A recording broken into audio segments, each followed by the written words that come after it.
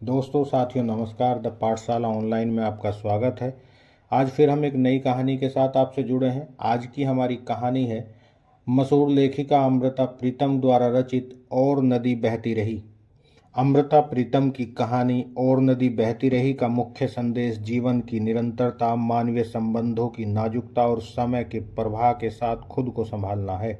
जिस प्रकार नदी सारे अवरोध को पार करते हुए सागर की ओर चुपचाप बहती रहती है, उसी प्रकार जीवन और समय भी किसी के लिए नहीं रुकते।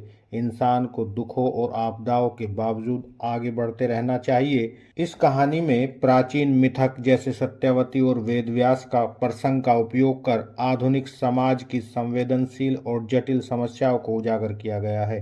कहानी शुरू होती है। एक घटना थी जो नदी के पानी में बहती हुई किसी उस युग के किनारे के पास आकर खड़ी हो गई जहां एक घने जंगल में वेदव्यास तप कर रहे थे। समाधि की लीनता टूटती तो सामने रानी सत्यवती उदास पर दिव्य सुंदरी के रूप में खड़ी थी। वृक्ष के पत्तों की तरह झुककर वेदव्यास ने प्रणाम किया। कहा, मेरी शाश्वत सुंदरी माँ, आज उदासी का यह वेश क्यों? माँ ने ऋषि पुत्र को मोह से भरी हुई छाती से लगाया।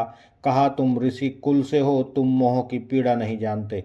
राज्य का दर्द मैंने राजा शांतनु से पाया है और उसके राज्य की रक्षा के लिए मैंने जिस कोख से तुम्हें जन्म दिया, उसी कोख से राजा शांतनु के दो पुत्रों को जन्म दिया।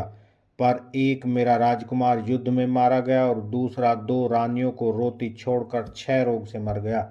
वृक्ष के सारे पत्ते जैसे कुम्हला कर वेदव्यास के तापस चेहरे की ओर देखने लगे। रानी सत्यवती का मन गंगा की निर्मल लहरों की तरह बहने लगा।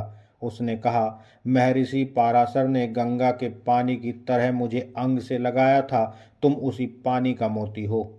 जल थल में क्रीड़ा करते हो, जंगल वन और बीहड़ तुम्हारे अधीन है। तुम ताज में जड़े मोती का दर्द नहीं जानते। वृक्ष के हरे रंग की तरह वेदव्यास के होठ मुस्कुराए। मैं राज्य का दर्द नहीं जानता, पर माँ का दर्द जानता हूँ। सत्यवती वृक्ष से लिपटी हुई बेल की तरह झूम गई। बोली, ताज के मोती को तख्त का वारिस चाहिए। मेरी दोनों बहुएं आज विधवा हैं। आज मैं उनके लिए तुम्हारे पास पुत्र दान मांगने आई हूँ। वेदव्यास ने सिर के ऊपर फैले हुए वृक्ष की ओर देखा और सारा वृक्ष जैसे खिल सिमट कर धरती की छाती में पड़े हुए अपने बीज की ओर देखने लगा। ऋषि के होठ हंस पड़े। कहा, यह माँ का हुक्म और धरती का हुक्म पूरा होगा। और वेदव्यास ने वचन पूरा किया। अंबिका और अंबालिका दोनों को एक एक पुत्र का दान दिया। नदी का पानी बच्चों की किलकारी की तरह हंसता हुआ जब फिर बहने लगा तो वही घटना युगों से गुजरती हुई कलयुग के एक किनारे के पास खड़ी हो गई। वहां जहां बलदेव का साधारण सा घर था, जहां उसकी मेज पर पड़ी हुई किताबों में सिर्फ महाभारत के पर्व नहीं थे, कामू भी था, काफका भी और पास्तरनाक भी। और उसके सामने उसका मित्र काशीनाथ वृक्ष के एक टूटे हुए पत्ते की तरह खड़ा था। बोला, जो दान मुझे ईश्वर ने दे सका, न किसी वैद्य की दवा, वह दान मैं तुमसे मांगने आया हूँ, एक पुत्र का दान। सिर के ऊपर कोई वृक्ष नहीं था, पर बलदेव के कानों में वृक्ष के पत्तों की शांसा भर गई। काशीनाथ कह रहा था, मेरी औरत के निरोग तन को एक मर्द के रोगी तन का सांप लगा हुआ है। मेरे मित्र, बस यह सांप एक घड़ी के लिए उतार दो। बलदेव का सारा बदन वृक्ष की जड़ की तरह हो गया। काशीनाथ एक रुलते हुए पत्ते की तरह उड़कर जैसे उसके पांव पर आ गिरा। यह भेद सिर्फ मैं जानूं, तुम जानो और वह जानेगी, और कोई नहीं, और कोई नहीं। बलदेव के वृक्ष की जड़ की तरह हो गए बदन से एक संकल्प प्रस्फुटित हुआ। यह शायद इतिहास का हुक्म है। मैं शायद एक वेदव्यास हूँ, एक ऋषि। और वही युगों की घटना फिर घटी। टूटे हुए पत्तों के घर फूलों का वंश चला। काशीनाथ के घर पुत्र जन्मा। रिश्तेदारों संबंधियों के मुंह बधाइयों से भर गए। और जब बलदेव ने पालने में पड़े हुए अपने बच्चे को झुककर देखा, उसके होठ वेदव्यास के होठों की तरह बंद हो गए। नहीं नहीं, मैं वेदव्यास नहीं हूँ। बलदेव की अपनी ही चीख जैसी आवाज से उसकी नींद टूट गई। चारपाई के पास तिपाई पर अभी तक रात की बची हुई विस्की थी। उसने कांपते हुए हाथों से गिलास में विस्की डाली और एक घूंट में पी गया। बोराया हुआ सा बोलने लगा, तुम देवपुत्र थे वेदव्यास, तुम मानव पुत्र नहीं थे।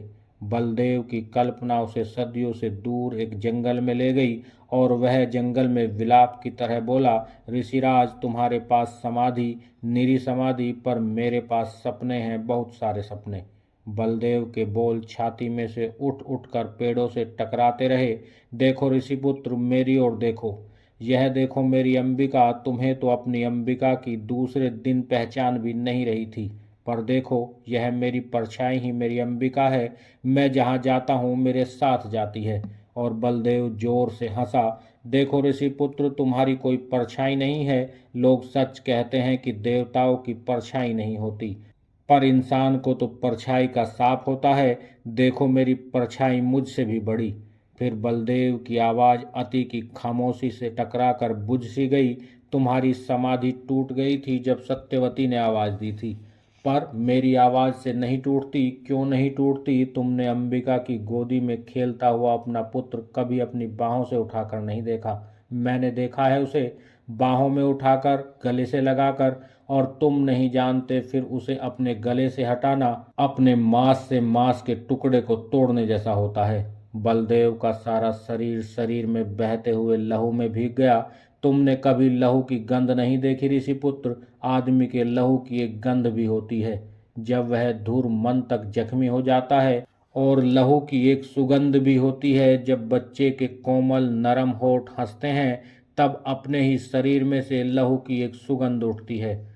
और एक और तीखी सुगंध बलदेव के माथे की नसों में फैल गई और वह अर्ध चेतना में बोला, मेरी अंबिका के शरीर की सुगंध चाहे कहीं चली जाए, मैं उसे ढूंढ सकता हूँ। उसकी कांपती हुई सांसें यहाँ मेरे कंधे के पास, मेरी बाहों के पास, मेरी गर्दन के पास पड़ी हुई है, एक अमानत की तरह पड़ी हुई है। और देखो मेरे भीतर भी, मैंने उसके होठों से पूरी एक घूंट पी थी। बलदेव के माथे की नस कस गई और वह निचले होठों को दांतों में लेकर कह उठा, ऋषिपुत्र, तुम सिर्फ देना जानते थे, तुम्हें कुछ भी लेने की, कुछ भी अंगीकार करने की पहचान न थी। मैंने वह पहचान पाई है।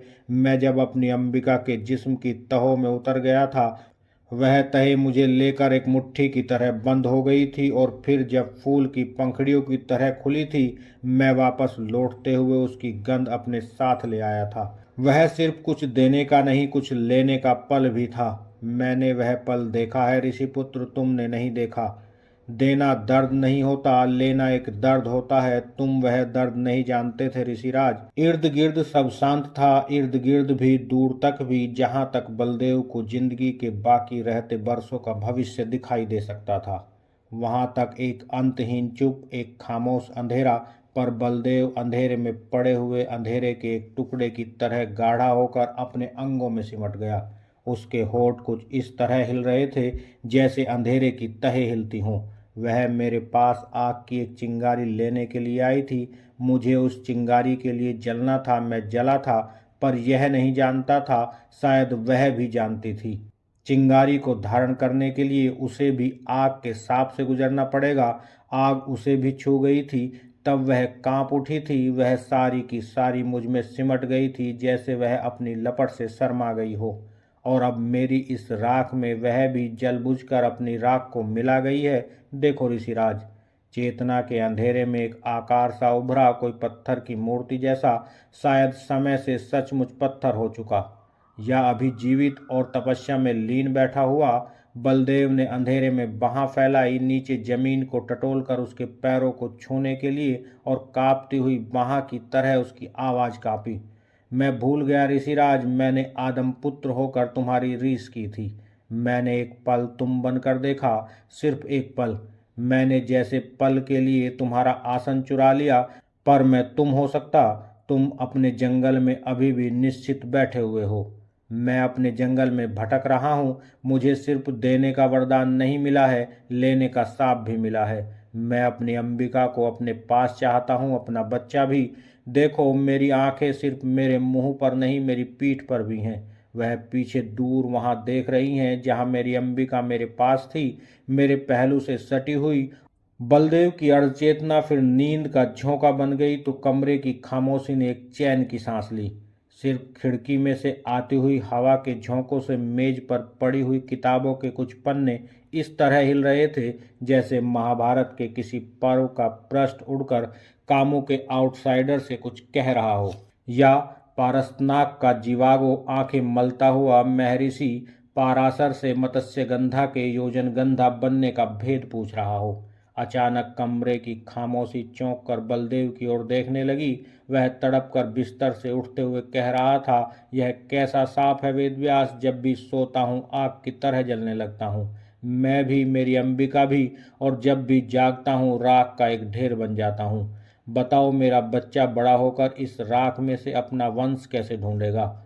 और नदी उसी तरह बहती रही। सिर्फ उसके पानी ने कुछ उदास होकर देखा कि वह घटना राख बनकर परले किनारे पर पड़ी हुई थी। और यहीं पर कहानी समाप्त हो जाती है।